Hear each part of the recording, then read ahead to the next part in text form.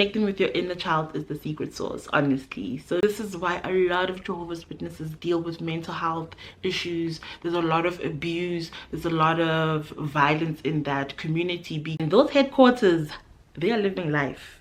Y'all heard the stuff they said about Anthony Morris. He was chopping life, living this life. How dare you not live?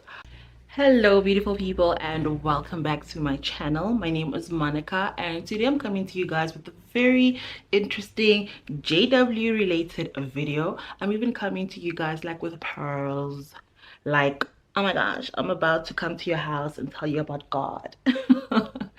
Anyways, today's video is going to just help anyone who's having a hard time after leaving the Jehovah's Witnesses.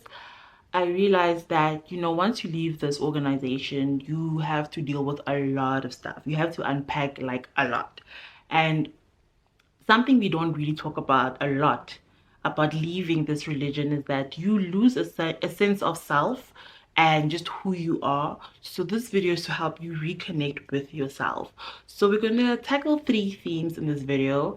1, reality / victimhood, and I'll explain that. Secondly, we're going to talk about your connection to God, source, higher power. And then lastly, we're going to talk about reconnecting with yourself and how you can do that.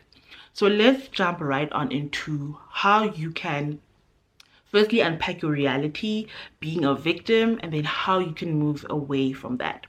So when you're a Jehovah's Witness, the organization does its utmost best to shape your reality, one that is full of doom and gloom. You constantly live in fear. The religion really feeds in a lot of fear. It feeds fear in terms of fear of being seen by people, because people can't see the truth. They can't see the true you and who you are. You need to influence how people perceive you. You need to fear God. You need to fear making mistakes. Like, it just instills a lot of fear. So imagine you're a young child already and you're learning all of these things, and you are living in constant fear. So as soon as you leave this religion, it's like, how do you navigate this world? Because you've been instilled with so much fear. You've been told to fear people, and then it results in you feeling like a victim, feeling like you can't control the situation. That's why there's no need to vote, because why are you voting? This world is bad. There's so much war, there's inflation, the cost of living has gone completely crazy. So there's a lot of fear around us, and for them it's like, you see, the world is coming to an end, so you need to come back to Jehovah, because hello, you know.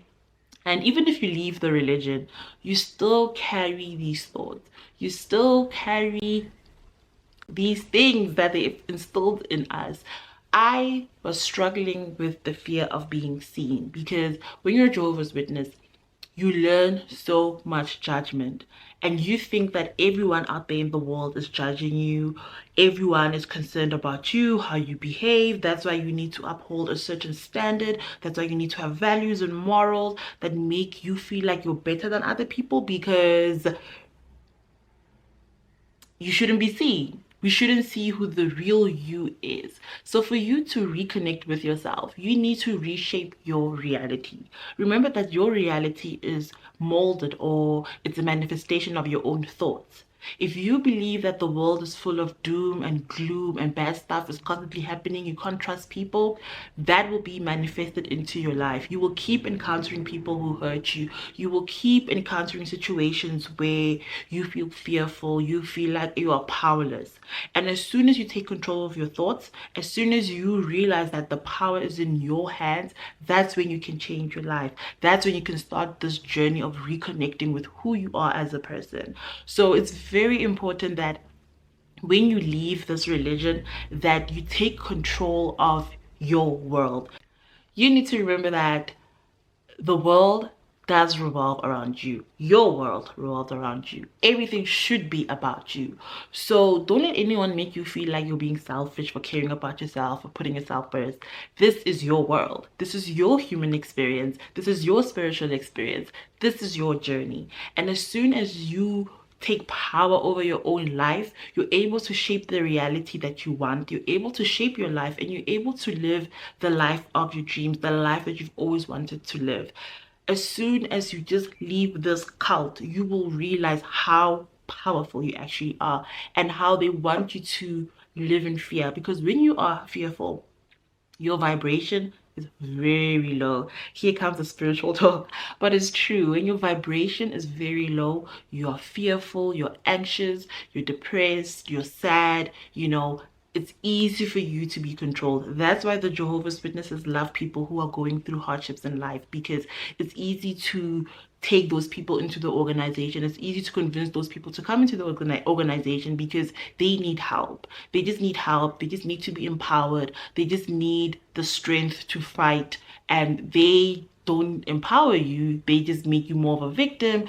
And you then feel like, yeah, you're trapped, and you're trapped, and this is the only situation that can basically help you. This is the only situation, being a Jehovah's Witness, that can, make sense of the world that we're going through. So empowering yourself, meaning learning more about the world, feeding yourself with positive energy, positive people. Oh, they don't want that. They don't want that. And remember that when you're Jehovah's Witness, your reality is shaped by a lot of things. It's not only shaped by yourself and how you've perceived that organization, but it's the governing body who is giving rules and telling people, how to navigate life. It's the elders, it's the congregation members, aka community police, policing you. So you constantly just live in those, constraints. So when you leave, you have to break away from that. You really have to do a lot of inner work, a lot of shadow work, and that's what's going to help you reshape your reality. I'm not really a therapist, so obviously, like, I'm struggling to articulate myself about, how you can just control your thoughts and your emotions better. But there's a lot of videos here on the internet where you can look up, like, how to control your thoughts, how to control your emotions. I'll have a few linked actually in the description box. But you reshaping your reality is number one and very important. Then secondly, you need to reconnect with God.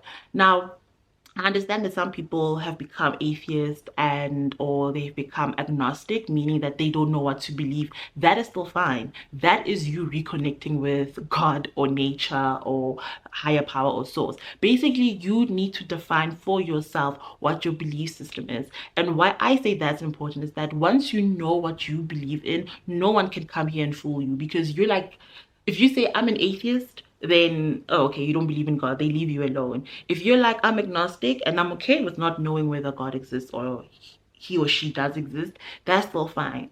And if you do believe in God, then it's very important for you to establish that relationship for yourself. Because what the Jehovah's Witness organization actually does, it breaks that connection between you and God. And how it does that is that it tells you that no, the governing body members, they are the ones who have a direct link to God, or elders, or circuit of whoever. They will tell you other people have power, and it's always men. And these are the people who have a direct link to God, and you need to follow their direction, and they can tell you on God's behalf what you need to know, which is quite false, which is horrible. Think about it. We are all made in God's image. Why would then 6 men be so special and they are the ones who have a direct link to God and you do not? Why is a church elder who does not even have a high school diploma, A levels, or matric, whatever you call it in your country, how can someone like that teach you about medical procedures? Right? They can't. So why would they teach you about God? You get what I'm saying? The more knowledge you have, the more empowered you have.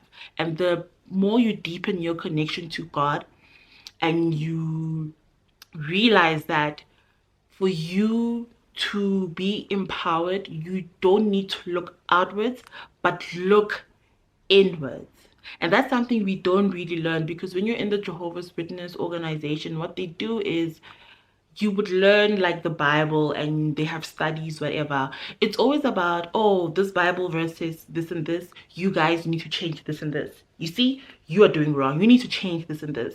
And even when you do learn the Bible, you learn it according to their own study. So you'll use their content to learn about God, their books and stuff like that, you know. But sometimes it's not applicable to you, you know, and someone can't define for you who or what God is. That is something you can only define for yourself, because of we are all humans having a spiritual experience here on earth. And as soon as you tap into that, you feel one, empowered because of you have taken control over your own reality. Secondly, you're able now to deepen your connection with God.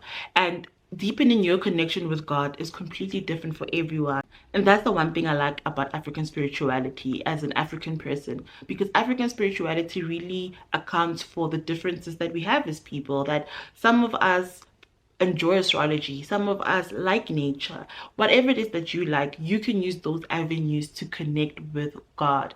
And oh guys, like once you leave a high control religion and you start having an open mind and you start just, you know, looking at things that you weren't allowed to look at as a Jehovah's Witness, it's quite interesting. And you don't even have to believe these things, you know, but just allow yourself the opportunity to, you know what, go see a medium, you know, or go learn more about astrology, or learn about nature, or learn about ancient civilizations. Like there's so many things you can do that you can tap into.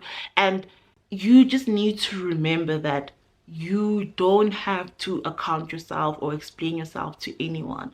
You are here and you're responsible for yourself.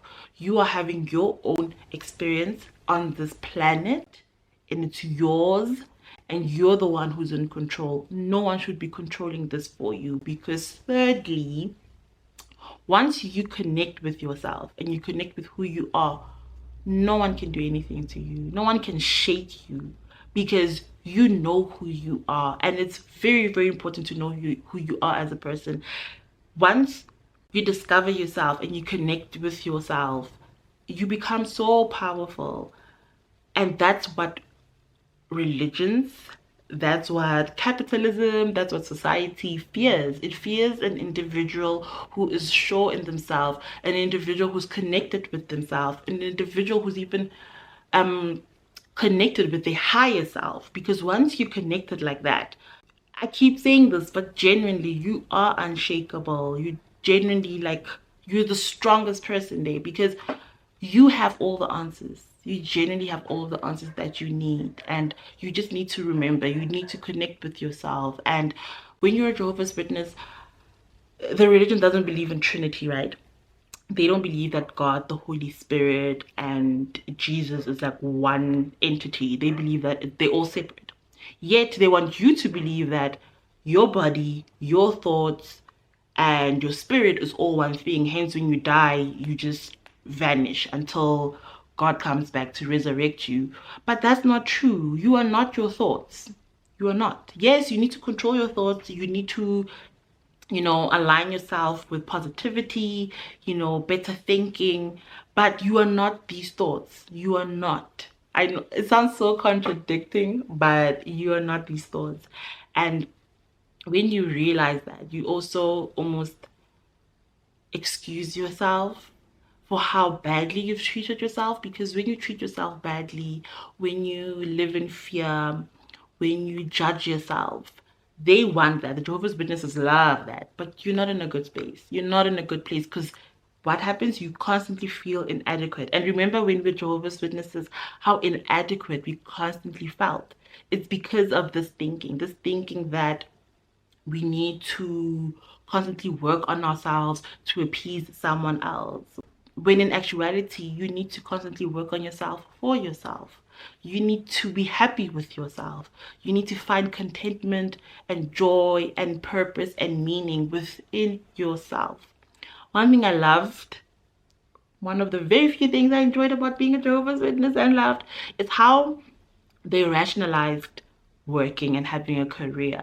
I think the religion for me helped me to realize that a job is not everything. And it's just there honestly to waste your time, not waste your time because we all need an income, but it's there actually to make you forget, not waste your time, but make you forget about the dreams you've had for yourself. And I feel like religion is just the same, and I feel like the Jehovah's Witnesses are just the same. They want you to forget about your dreams, hence they will constantly encourage their members to not pursue, their personal hobbies or whatever it is that they wanted to do, and use that time into the organization, because of when you put that time into the organization, you are just feeding someone else's dreams. You are just taking your power, your energy, and you're giving it to someone else, and they are furthering their dreams of world domination, I guess, and having power over people. And you need to now reclaim that power. You need to reclaim that power that they took and give it back to yourself. And you need to remind yourself just how worthy, how important, and how valued you are. And you shouldn't look for this validation from outside, because it's never going to come from outside. And even if it comes from outside, it's going to come in a way where someone is just trying to get something from you. You should validate yourself. You should know for yourself that you are important, you are strong, you are capable, and you are God. Like, God is within you. You have that connection to God. And no man should ever convince you otherwise. No religion should convince you otherwise. Like, these people are just energy vampires. They will steal your money. They will try to colonize your mind. They will try to colonize your mind. I have a whole video on how the Jehovah's Witnesses actually decolonized people and how we can decolonize ourselves. And one of the things I mentioned is to decolonize your being. Decolonize who you are, who you think you are. See yourself away from this religion and shape your reality to be one where you are not controlled by this religion anymore.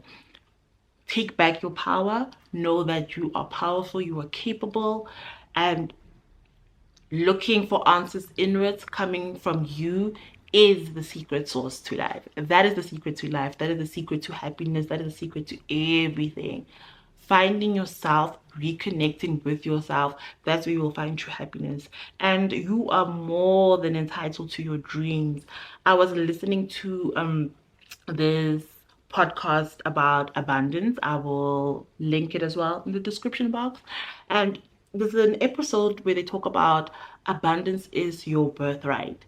When you're a Jehovah's Witness, the one thing I really hated about this religion is how it also glorifies poverty. It glorifies lacking, because we live in an abundant world. There's never a day you woke up and the sun didn't shine in your area. There's never a day you woke up and there was no oxygen in your area. There's always air, there's always sunshine, there's always water, there's always nature. Abundance is all around us, and we all have a birthright to it. Don't let anyone come here and convince you that poverty is the closest thing to God or whatever they say. Like,